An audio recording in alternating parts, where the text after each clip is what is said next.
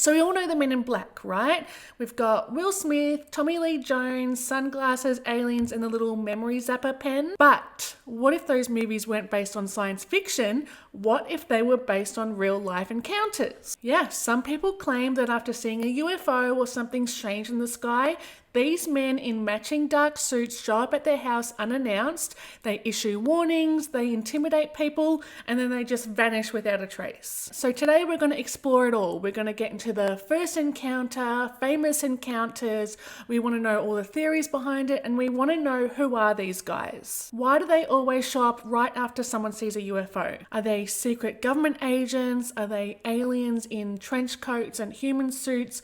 Or are they something stranger that's not human at all? Hello friends, my name is Lana, and if you are a returning viewer, then thank you for coming back.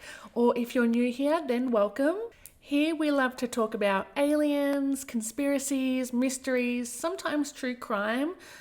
Basically, if it's weird, generally interesting, or unexplained, I want to talk about it. So with that being said, let's go back to June 1947, and funnily enough, my last video was also set in June 1947. Things must have been going down in June of 1947. A man by the name of Harold Dahl, he was out in the water near Puget Sound, which is near Tacoma, Washington, and he was a harbour patrolman by trade, so being out on the water wasn't anything out of the ordinary for him. So he's out there on the water near Maury Island with his son, his son's dog, and 2 crew members, and they're out there collecting floating logs, which apparently is a really common job at the time, and that's when they look up and they see something really strange in the sky. Harold claimed that 6 large metallic donut-shaped objects were hovering silently about 2,000 feet above the boat when he noticed that one of them started to wobble and it seemed to malfunction because it broke the formation. It started spewing what he described as hot metallic debris down onto the boat.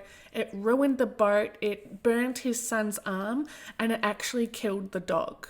Anything but the animals, am I right? Harold did claim to take some photos of the objects, and he also said that he got some fallen debris, and when he would go back to shore, he would go and report the incident to his supervisor, Fred, who claimed that he had also had some recovered debris. Harold and Fred would then contact a man by the name of Raymond Palmer, and he was the editor of a magazine called Amazing Stories. And Raymond then passed on the story to a private pilot by the name of Kenneth Arnold. Now, Kenneth also claimed that he saw 9 unidentified flying objects near Mount Rainier, which, if I'm correct, is about a 2-hour drive from where Harold had his experience on the boat. Well, anyway, the morning after Harold's experience, he was met by a man in a dark suit who invited him to breakfast. And during this meeting, the man had recounted everything that Harold had seen the previous day, including things that hadn't been made public yet. And he warned Harold by saying, "I advise you to forget everything that you have seen if you know what's good for you." This incident is considered to be the first recorded encounter with a man in black, and only a few years later, a man by the name of Albert K. Bender, he would have his own experience on the opposite side of the country. In the early 1950s, he was living in Bridgeport, Connecticut, and he was working a regular factory job, but in his spare time, he was devoted to his obsession with the UFO phenomenon. And he was so into the paranormal that he founded the first civilian UFO organization named the International Flying Saucer Bureau, or the IFSB. And this organization really quickly attracted attention from people all over the world. They were sharing sightings, reports, and strange encounters. But then suddenly, in 1953, everything just stopped. Albert had issued a final message to the readers of his newsletter named Space Review, and it said that we advise those engaged in saucer work to please be very cautious. So people are confused. What happened? Why all of a sudden have you gone silent, especially when you love this topic? Well, answers wouldn't come until 1962, when Albert Bender finally broke his silence when he released his book called Flying Saucers and the Three Men. In this book, he claims that he was visited by 3 men in black suits who arrived unannounced, and they warned him telepathically not to continue his investigation into UFOs. According to Albert, these were not government agents. He says that they were non-human entities or extraterrestrials in disguise. He said that they had the ability to teleport, read minds, and instill overwhelming fear. So apparently they just appeared in his bedroom surrounded by a glowing blue mist, and they were able to communicate with him using some sort of mind control. He said that they told him the truth about the UFO phenomenon, but it was far too dangerous to reveal. Albert described suffering from both mental and physical symptoms. He had headaches, he had extreme fatigue, and he had a persistent sense of being watched. And obviously, because he was terrified, he obeyed their warning and he withdrew from the UFO community. And after his experience, the legend of the Men in Black only grew because more people would come forward with run-ins with these guys. One of the most talked about cases came from a man named Robert Richardson, who said that his encounter started after he had a brush with something out of this world. He was out driving near his home in Toledo, Ohio, when he noticed that something had appeared directly in front of him out on the road, and he didn't have time to react, so he hit the object head on. He got out of the car to inspect what had happened, but when he got out, the object had just vanished, and the only thing that was left over was a piece of metal that was lodged in his bumper. So naturally, he keeps the piece, he takes it home with him, not knowing that it would attract some unwanted attention, because only a couple of days later, some men in a black Cadillac arrived unannounced at his place. He described them looking completely normal in terms of how they dressed, with the black suits and the hats, but what he found unsettling was their mannerisms and the way that they spoke. Apparently the men asked him about what had happened, they questioned him on the metal fragment, and they asked him to hand it over, but he didn't have it because he had sent it off to be tested. And when he told them that he didn't have it, well, their mood had shifted immediately. They told him that if he didn't cooperate, he would regret it, and then they just left. They didn't leave behind any names, they didn't show any badges, there was nothing to suggest how they knew about him or the crash, they just disappeared. And to Robert, these men weren't government agents. He says that they were otherworldly, or at the very least, they were operating far outside the bounds of normal law enforcement. And after about a week or so after their first visit, the two men in black returned in their black suits, their hats, their sunglasses, and the black Cadillac with no license plates, and this time they were standing on business. They got straight to the point, they're asking where is this piece of metal, but he still didn't have it back yet. And one of the men leaned in close to Robert and he said, "If you want your wife to stay as pretty as she is, then you better get that piece of metal back." Well, that metal sample was never returned to him, and whatever answers he was hoping that it would bring, he never got them. One of the most famous stories about an encounter with the Men in Black is the one that Dan Aykroyd had. You know that guy from Ghostbusters? Him. He swears that he crossed paths with the Men in Black right before a major UFO project that he was working on mysteriously fell apart. His story takes place in the early 2000s when he's working on a TV show all about UFOs and the paranormal, and this TV show is called Out There. And the concept of this show was pretty much just about Aykroyd blending humour with serious investigation into credible witnesses, government agents, into UFOs and anything paranormal.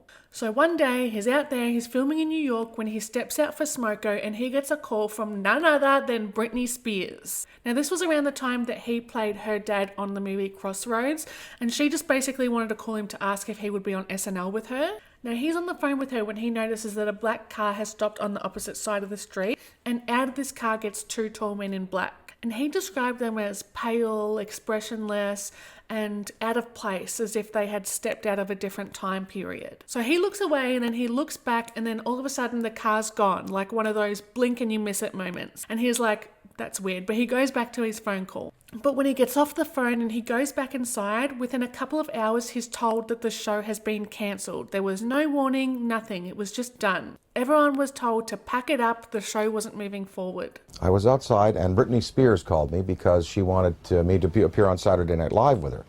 And so I was outside having a cigarette, the phone rang.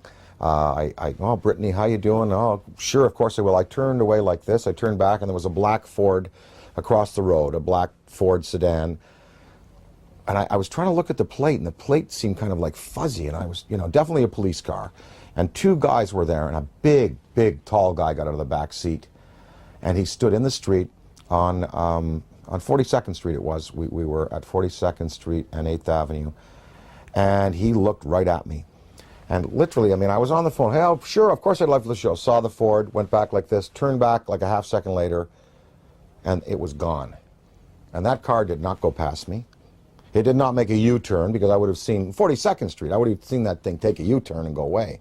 That car vanished. Dan has always insisted that he thinks the cancellation of the show is connected to those creepy men in black. He thinks that it wasn't a coincidence, and he thinks that they showed up to monitor him and to make sure that the UFO project never made it to air. He's spoken about this encounter multiple times throughout the years, and his story has always stayed consistent. So, what theories do we have?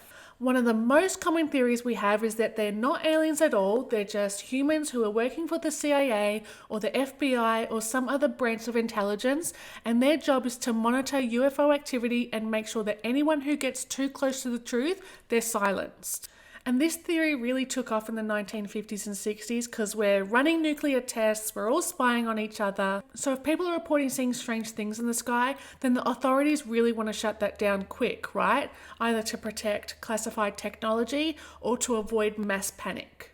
And another theory is that they're not humans, maybe they are aliens or interdimensional beings whose mission it is to keep us in the dark about what's happening with UFOs and alien abductions and encounters in general. And this theory tries to account for everything that doesn't fit into the previous theory, because people always seem to say that the men in black look off. Their skin is described as unnaturally pale, waxy, or plastic-like. Their facial features are sometimes described as too smooth, too symmetrical, almost artificial.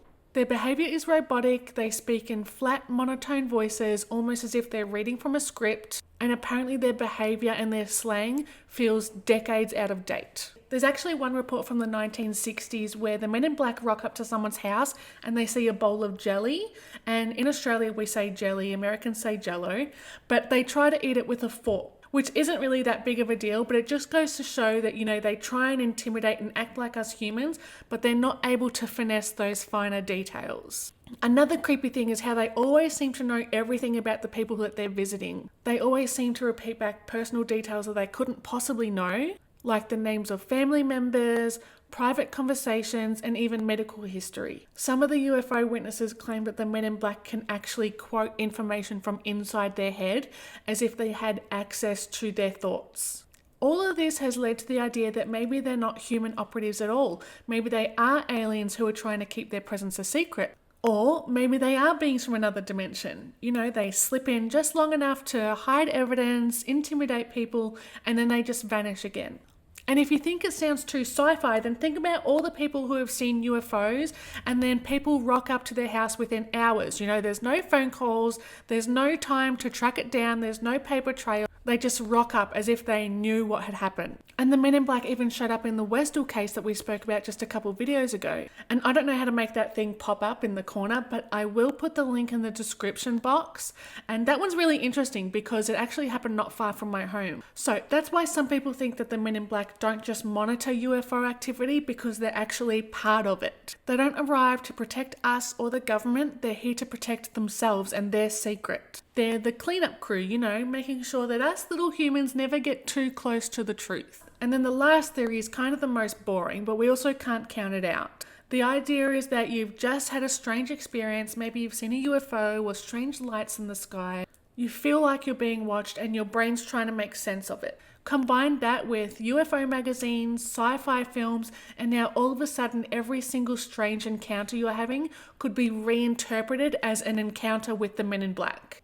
Imagine yourself in that situation, right? You've just seen a UFO, you're rattled, you're not sleeping right, and then all of a sudden a vacuum salesman rocks up at your place. I don't know, they had them back in those days. He's wearing a dark suit, you're losing sleep, you're paranoid, and now all of a sudden you're telling yourself, oh my God, that wasn't a salesman, that was one of them. And that is all it takes for the legend of the Men in Black to grow. And the legend didn't stay confined to UFO magazines or UFO witness accounts, it also seeped into pop culture. One of the biggest influences came from Hollywood when the hit movie Men in Black came out in 1997. And that took folklore and turned it into a comedy action blockbuster. Side note, remember how a couple of videos ago I said that I think the CIA or the FBI or some other big agency has a say in Hollywood movies? Well, a perfect example is the Men in Black, because you've just seen a UFO, you want to tell family or friends about it, and you're basically saying exactly what's happened in the movie. And now they're saying, please, you watch too much TV, you're crazy, just go have some sleep. And now you look nuts. And like I said, making a movie about something that is real out there, That is such a good way to discount what people are seeing without the government actually having to admit anything. Anyhow, that movie had a huge ripple effect because other TV shows and other media had picked up the idea. Episodes of The X-Files, for example, that would have mysterious agents in dark suits showing up to intimidate witnesses or cover up extraterrestrial activity. Even Doctor Who had enforcers in dark suits. Memes, jokes, and references began circulating the internet of the black suits, and the sunglasses and the memory wiping devices became shorthand for anything secretive or mysterious. People have made jokes about them in social media posts, forums, videos, and they even dress up as them for Halloween. So even decades after Harold Dahl's first experience on that boat, the legend of the Men in Black still remains a huge topic of fascination, and even more so because I personally think that people are starting to wake up to the lies that we've been told for as long as we can remember. I mean, I remember being a little girl, I was growing up in the 90s, and you're watching the news and you're believing everything that's being told to you because these are the people who know. And then you're watching a video of Joe Rogan's podcast where he's showing all these different news anchors who are saying the exact same thing like it's a script. Watch this. The sharing of biased and false news has become all too common on social media. More alarming, some media outlets publish these same fake stories without checking facts first. The sharing of biased and false news has become all too common on social media. More alarming, some media outlets publish these stories simply aren't true without checking facts first. Unfortunately, some members of the media use their platforms to push their own personal bias and agenda to control exactly what people think. And this is extremely dangerous to our democracy. This is extremely dangerous to our democracy. This is extremely dangerous to our democracy. This is extremely dangerous to our democracy. In the last few years, government agencies have publicly released videos of UAPs and UFOs, they've held hearings, and they have acknowledged that some sightings remain unexplained. Whistleblowers have come forward claiming that secret programs really do exist and they're designed to monitor UFO activity. And sometimes certain witnesses are warned or intimidated, and now all of a sudden the idea of Men in Black, it doesn't seem as crazy or far-fetched as it used to. And because of this, Men in Black style encounters continue to be reported. People are still claiming that after seeing something strange in the sky, they're being met by Men in Black who are approaching them unannounced, they're warning them, they're questioning, and they're intimidating them. So if you like this video, I would recommend watching my last one about Einstein and Oppenheimer writing a memo warning us about alien contact. Or maybe my video about the largest mass UFO sighting in the southern hemisphere, which again was that Western one that happened not far from my home. I'll put the links of both of those in the description thingy down there. But yeah, let me know which theory resonates with you, and hey, if you've had your own experience with a UFO or something strange, let me know. This is a judgment-free zone. I'm not going to judge you. If anything, I'm believing you. I actually really enjoyed researching this one, so I hope that you guys enjoyed watching it. And if you did, please subscribe. Please help me grow. And if you have any recommendations for any other videos I can do, please let me know. It doesn't have to be alien or conspiracy related. It can just be something interesting. You know, I'm thinking about doing one on Helen Keller, the lady who was blind and deaf, purely because I find her inspirational and really interesting. So yeah, it can be anything that you find fascinating. I've been thinking about what to do for a backdrop because right now I'm just sitting on my lounge room floor. I want it to be girly and butterfly-y, but also dark and mysterious, but alien-y and cocktail-y. So whenever I try and think of something, it's not happening. So I don't know. It's also the same thing with my YouTube banner. I've tried to create something, but whatever I make, it just looks cheap and crap. So I'll keep working on it. I just need the creativity to come over me. So that is it for today's video. I hope that you enjoyed it. I'll bring Greg over here so you can say bye. We'll see you in the next one. Bye.